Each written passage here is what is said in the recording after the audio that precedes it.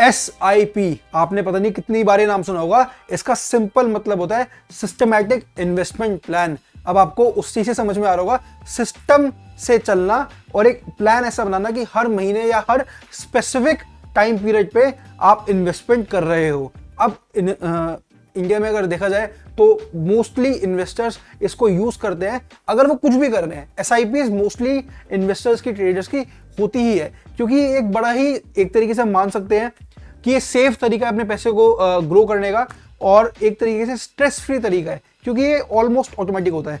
अब होता क्या है इसमें, मैं बेसिक बताता हूँ कि आप एक फिक्स्ड अमाउंट ऑफ मनी एक रेगुलर इंटरवल पे, वो रेगुलर इंटरवल वीकली भी हो सकता है, वो रेगुलर इंटरवल मंथली भी हो सकता है, वो रेगुलर इंटरवल क्वार्टरली भी हो सकता है।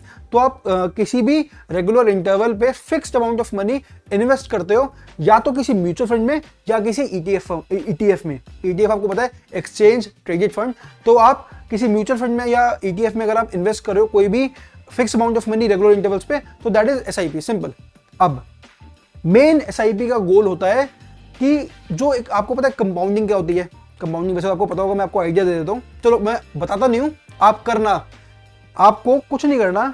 Let's say you have 2 rupees right now, और आपको डेली उसको मल्टीप्लाई करना है कि लेट्स से आपके पास डे 1 पे 2 रुपए हैं, डे 2 पे 4 रुपए, डे 3 पे 8 रुपए। तो इस तरीके से आपको डेली उसको मल्टीप्लाई करना है, एंड आपको ये कैलकुलेट करना है कि डे 30 पे कितने रुपए होंगे। अगर आपको आपने कैलकुलेट कर लिया, जो भी आपका आंसर है आप नीचे कमेंट्स में बता सकते हैं। एंड अगर आपने सही कैलकुलेट करा हुआ तो आपको पावर ऑफ कंपाउंडिंग पता लग जाएगी कि अगर पैसा मल्टीप्लाई होता है तो वो कितनी जल्दी ग्रो करता है।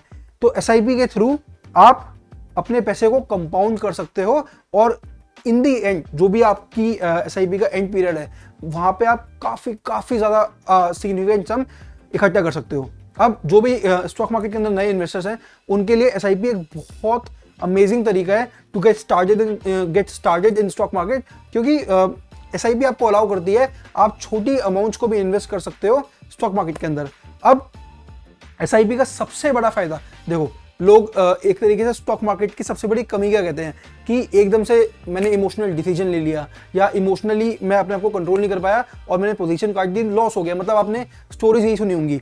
लेकिन SIP में सबसे बड़ा बेनिफिट क्या होता है, उसमें जो एक टेम्पटेशन होती है ना इमोशनल डिसीजंस लेने की, वो खत्म हो जाती है, क्योंकि ऑटोमेटिकली आपके पैसे कट रहे हैं एक टाइम पे, आप उसको देख भी नहीं रहे हो। तो SIP is a very good way to make money, but आपको ट्रैक करना बड़ा जरूरी है कि कौन से म्यूचुअल फंड्स है जो आपको बेस्ट रिटर्न दे सकते हैं।